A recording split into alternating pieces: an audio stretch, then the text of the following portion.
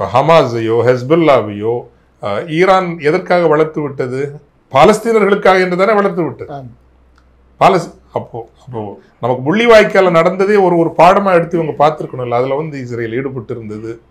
இவங்கெல்லாம் சேர்ந்தா கண்ணெதிரே 1.5 லட்சம் பேரை ஒரு மாசத்துல கொல்றதுக்கு தயங்க மாட்டாங்க. முள்ளிவாய்க்கால என்ன நடந்தது? பங்கருக்குள்ள இருந்த கர்ப்பிணி பெண்கள் குழந்தைகளை கூட சீக்கிரம் போற முடியுங்கன்னு மண்ணோடு மண்ணாக உயிரோடு புதைத்தார்கள்.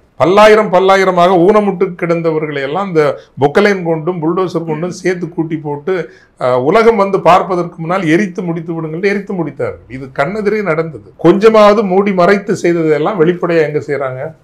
காசால செய்யறாங்க. அப்ப நீங்க அக்டோபர் 27, 2003 இப்படி தாக்குதல் நடத்துற நேரம் பெஞ்சமின் நெத்தன்யாகு என்கின்ற ஒரு போர் வெறியன் இப்போ அங்கேயும் ராஜபக்சேங்கிற அந்த போர் வெறியனை ஆட்சிக்கு கொண்டு வந்திருக்காவிட்டால் இந்த அழிவு நடந்திருக்காது இல்லையா?